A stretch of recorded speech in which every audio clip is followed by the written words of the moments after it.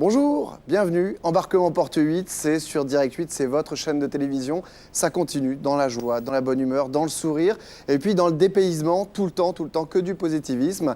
Et aujourd'hui, dans Embarquement Porte 8, eh bien, on va retrouver quelqu'un qu'on aime beaucoup, qui est déjà venu plusieurs fois dans cette émission, puisqu'elle est un petit peu notre consultante pour une partie du monde. Elle nous fait voyager, elle nous fait rêver.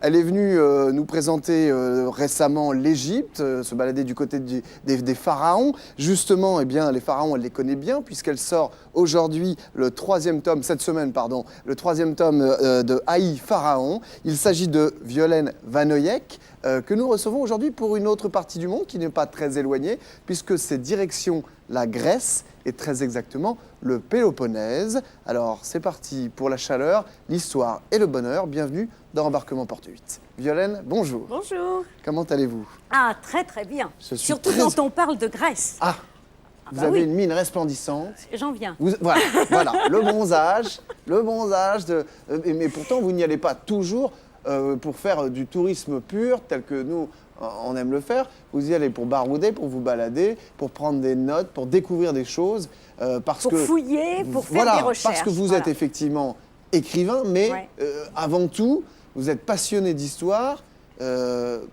Qu'est-ce qu'on peut dire? De mythologie aussi? De mythologie aussi, parce que ça fait partie de l'histoire grecque, bien évidemment. Mais bon, vous l'avez dit, moi je travaille sur Haï, Haï qui est lié à la famille de Néfertiti et de Toutankhamon. Et il faut rappeler que c'est une période dans laquelle ils ont vécu qui est très proche de celle qu'a connue le Péloponnèse, la grande période du Péloponnèse de l'Antiquité.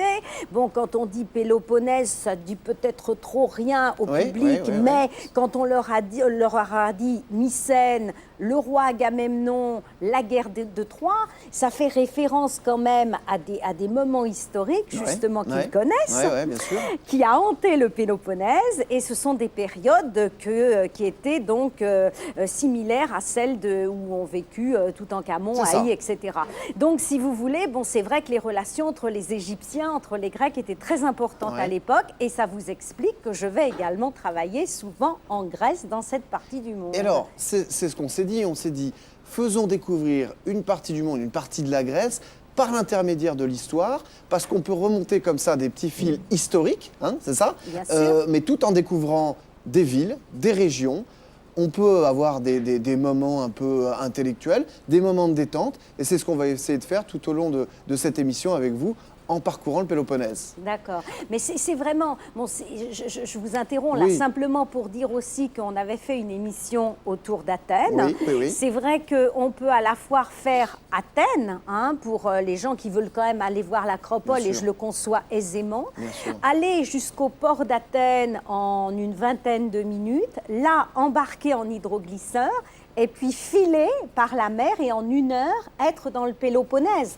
On peut aussi bien y aller par la terre dans le Péloponnèse que par la mer, il ne faut pas l'oublier. Alors on va le découvrir dans quelques instants. On fait d'abord un premier focus sur la Grèce en général avec cette carte qui vous est présentée concernant la Grèce. Voilà, 132 000 km², c'est un petit peu moins du quart de la France. Donc c'est un territoire qui est somme toute assez modeste, mais avec un rayonnement assez important, surtout au cœur de la Méditerranée, d'abord par son climat, puisque beaucoup de gens y vont pour se reposer, en tant que touristes pendant les vacances, avec bien évidemment le patrimoine qu'on connaît tous, et on a tous plus ou moins des racines, des liens avec cette Grèce antique. Et puis, il y a eu, il y a quelque temps, les Jeux Olympiques.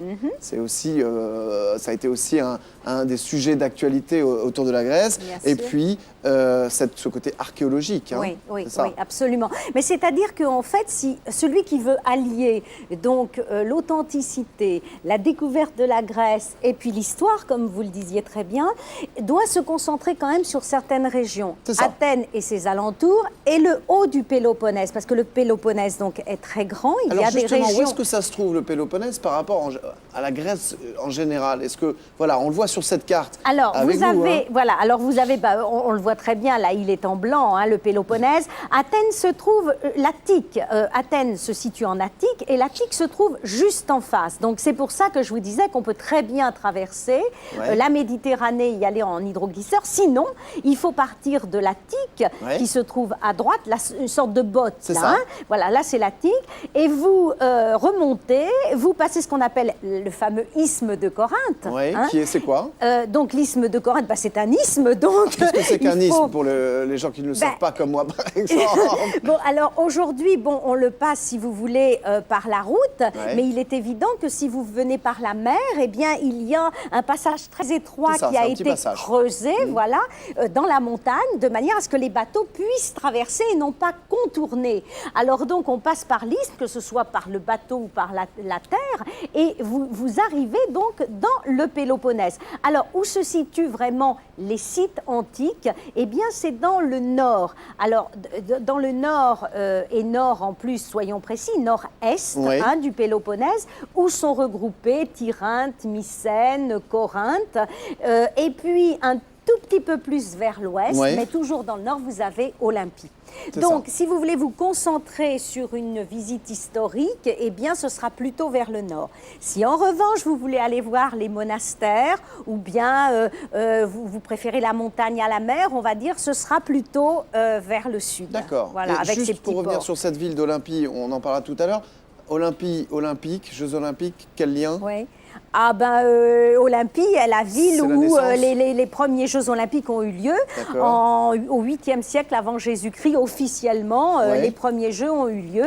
Et donc, au moment des Jeux Olympiques d'Athènes, en 2004, souvenez-vous, pour faire un clin d'œil justement, le poids y avait été organisé. D'accord. Voilà. Un petit clin d'œil. Alors, juste pour finir avec cette carte d'identité, le Péloponnèse, c'est plutôt une région qui est assez montagneuse.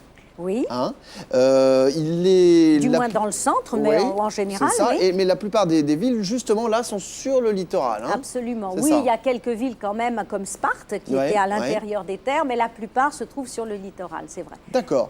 Qu'est-ce qu'on peut rajouter? Beaucoup de petits villages aussi, dans lesquels c'est tout à fait intéressant d'aller se balader pour être au contact des habitants.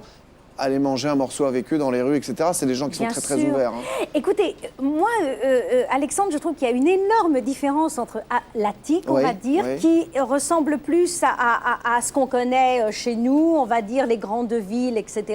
Là, dans le Péloponnèse, dès qu'on passe l'isthme de Corinthe, on rentre dans une Grèce plus authentique, où il y a des cultivateurs, des paysans, des petits marins, etc. Donc des petits villages. Et c'est vrai que c'est un monde complètement différent, très attachant, évidemment. Et puis, je vous dis, bon, il y a l'histoire aussi qui est là et ils sont tous conscients de l'importance de leur patrimoine. Donc, je crois qu'il faut faire les deux. Mais c'est tellement dommage de louper le Péloponnèse, c'est évident. C'est clair. Ça fait partie des choses importantes à faire. Peut-être pas en un seul coup, alors. Il faut programmer ça sur plusieurs voyages, sur plusieurs années. Vrai. Et puis, sans compter que très proche des côtes du Péloponnèse, il y a beaucoup de petites îles, comme Poros, comme Hydra, comme Spetses, dont on va peut-être parler, comme Égine même, qui elles-mêmes sont belles en tant que telles, hein, où généralement on ne circule pas en voiture, ou on circule en vélo ou à pied. Certaines sont tellement proches du littoral qu'on peut y aller à la nage, et donc c'est merveilleux, parce que vous savez que la Grèce, c'est le pays où il y a le plus d'îles, il y en a des centaines, et donc bon, on peut faire du cabotage, on peut s'isoler dans ces îles. Il y a toutes sortes de façons de découvrir ce pays. Bien sûr. Comment on se rend, lorsqu'on est français, comment on se rend là-bas, justement, si on veut faire le Péloponnèse? Est-ce qu'on est obligé de passer par Athènes, l'aéroport d'Athènes? Bon, alors là, c'est vrai qu'il y a des aéroports dans le Péloponnèse. Hein. Il y a un aéroport près d'Olympie, il y a un aéroport dans le sud, qui restent quand même des aéroports peu fréquentés, on va dire. Donc, la plupart du temps, on passe par Athènes. Donc, on arrive à Athènes. Là, encore une fois, soit on rejoint le Pirée en hydroglisseur, on traverse en 1 heure, hein, et on se trouve dans le Péloponnèse. Soit on passe par l'isthme, mais on en a, alors ça dépend. Si vous allez jusqu'à Corinthe, étant donné que ce sont des routes à grande circulation, vraiment quasiment des autoroutes, vous en avez pour de l'aéroport, aller une heure et demie. Hein.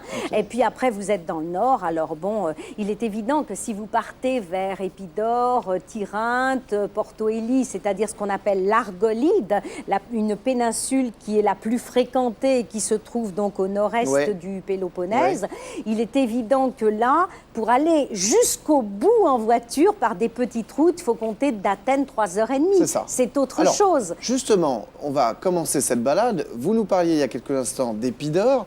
Et puis, c'est justement la ville par laquelle on débute, avec des images exceptionnelles qui vont aussi nous faire voyager encore plus facilement. Ça se situe où? C'est situé ce qu'on appelle en Argolide. Oui, alors Épidore, c'est non loin, pour vous donner une référence de Nauplie, parce que Nauplie, c'est quand même une ville balnéaire très connue. C'est pas très loin de Corinthe. C'est une ville absolument extraordinaire qu'il ne faut pas louper, qui est effectivement à l'entrée de l'Argolide, avec son théâtre qui est un des plus beaux théâtres de l'Antiquité. On le voit d'ailleurs, hein, avec ses gradins qui ont été même pas restaurés, hein, Alexandre. C'est quasiment tel que. Il y a l'entrée, la sortie, l'exodos, la sortie des artistes, la scène. Et là, ce sont les sièges où s'asseyaient avant les personnalités. Et ce qui est extraordinaire, alors là, vous voyez toujours sur Épidore, ça c'est le petit musée, parce qu'on a retrouvé les plus anciens instruments chirurgicaux à cet endroit-là, qui datent du 5e siècle avant Jésus-Christ. Pourquoi? Parce qu'à Épidore, il y avait également donc, un hôpital, il y avait des gens qui étaient soignés, qui venaient donc rendre hommage à un dieu, justement pour favoriser leur guérison, et qui assistaient en même temps des spectacles dans le théâtre. Alors donc, ce sont souvent, on ne sait pas trop exactement, il y a des pinces, à quoi ça correspondait. Précisons qu'à l'époque, l'anesthésie générale était faite à cause de massues, hein, quand même. Oui, et précisons quand même qu'ils avaient une très bonne connaissance des plantes et qu'ils devaient avoir des moyens anesthésiants assez efficaces. Oui. Bien meilleur que les nôtres. On a hérité probablement de tout ça pour la médecine actuelle. Absolument. Alors, c'est en quelque sorte, cette ville d'Épidore, le berceau de la civilisation grecque? Cette partie, en tout cas, c'est une des villes, effectivement, du berceau de la civilisation, de la médecine, ça c'est certain, encore une fois, qui a connu son heure de gloire au 5e siècle, avant Jésus-Christ, qu'on a appelé l'âge d'or, en fait, de la Grèce. Et il faut imaginer, vous savez, il y avait 3 grands dramaturges en Grèce, Sophocle, Échille et Euripide, qui se bagarraient entre eux. Vous savez, c'était un peu comme Racine et Molière, ils voulaient toujours décrocher la palme, et il donnait des représentations au théâtre pour savoir qui était le meilleur, en fait. Par rapport, et avec la réaction du public, hein, voilà, bien sûr. Et donc, on peut imaginer ces dramaturges qui sont toujours là, d'autant qu'il y a un festival d'Épidore qui est extrêmement célèbre, dont on parle même à Paris, qui dure de juillet à août, donc pendant l'été, et où sont reproduites les pièces à l'identique d'autrefois, en grec ancien. En grec ancien. Alors, vous avez vu les petits chemins. Si. Non, mais moi, on lit le scénario avant. Voilà, on apprend, c'est très simple, et puis c'est extrêmement bien joué. Vous suivez les spectateurs, les pleureuses, et vous êtes dans une ambiance magnifique. Ça a lieu le soir, ça commence à 21h. Alors, vous avez vu les petits chemins, vous arrivez, il y en a qui s'habillent en tunique, comme autrefois. Et vous arrivez... dans les spectateurs. Dans les spectateurs. Donc, vous arrivez par ces petites allées qu'on a vues, vous vous installez, alors au départ, simplement pour le touriste moyen, celui qui veut y aller, je lui donne un petit truc, n'allez pas acheter vos places avant, on vous donnera les plus chères, ça sert à rien, parce qu'en fait, quand les Grecs arrivent, ils se placent n'importe où.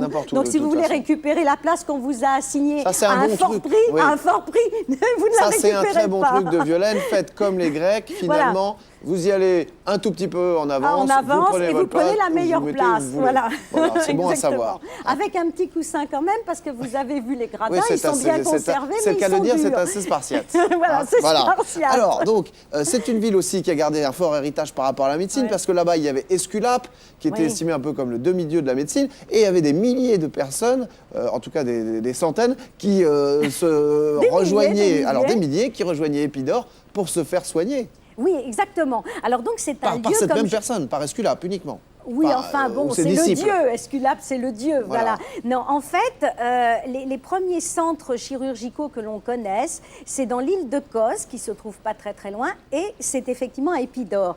Alors, le premier grand médecin, c'est Hippocrate, hein, bon, bien sûr, et qui se recommande. Le serment d'Hippocrate D'où le serment d'Hippocrate qui est prêté actuellement encore par tous les médecins, à savoir qu'il fera notamment la médecine, enfin gratuitement et autres, mais bon, les choses ont un peu évolué, mais on prête quand même ce serment.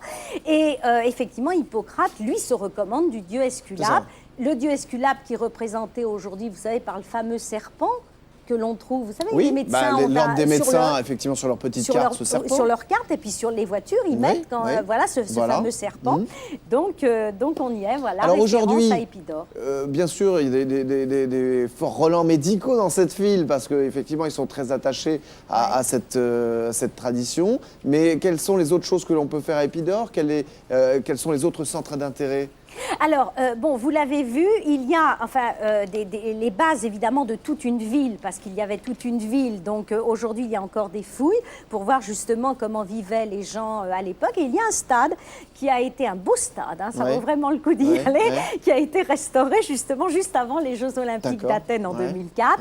Donc, eh bien, tout ça, c'est intéressant à voir, mais c'est aussi dans l'Argolide, comme vous le disiez, donc non loin de Néo-Épidorus, donc la nouvelle Épidore, qui est quasiment à côté du golfe de Corinthe, qui est d'une beauté, mais à tomber. C'est-à-dire que la côte est d'une beauté fabuleuse. Donc vous pouvez aussi profiter de tout ce qui est bain, enfin, c'est comment formidable. On en profite le mieux de cette côte? Écoutez, en bateau peut-être? Alors en bateau, mais vous pouvez aussi résider, enfin rester dans un hôtel proche de la nouvelle Épidore ou bien de Corinthe, et puis donc rester là quelques jours, éventuellement soit même y rester pendant une dizaine de jours, et puis faire toute l'Argolide. Donc ça veut dire, conseillons de louer un véhicule quand même, non? Écoutez, moi je pense qu'en Grèce, sans aucun problème, on peut louer un véhicule. Mais vaut mieux éviter les 2 roues là-bas quand même, hein, par expérience personnelle. J'en ai gardé quelques séquelles. Les routes sont extrêmement sur les genoux. Elles sont extrêmement glissantes. Personne ne met de casque. Le code de la route n'est pas très bien respecté. C'est vrai. Donc, en tout cas, il faut être prudent, mettre un casque parce que c'est dangereux. En voiture. On reconnaît les touristes aux taches blanches qu'ils ont en général sur les genoux parce qu'ils se sont cassés la boulette. J'ai pas fait trop attention. Voilà. Vous faites attention maintenant. La prochaine fois, je regarderai.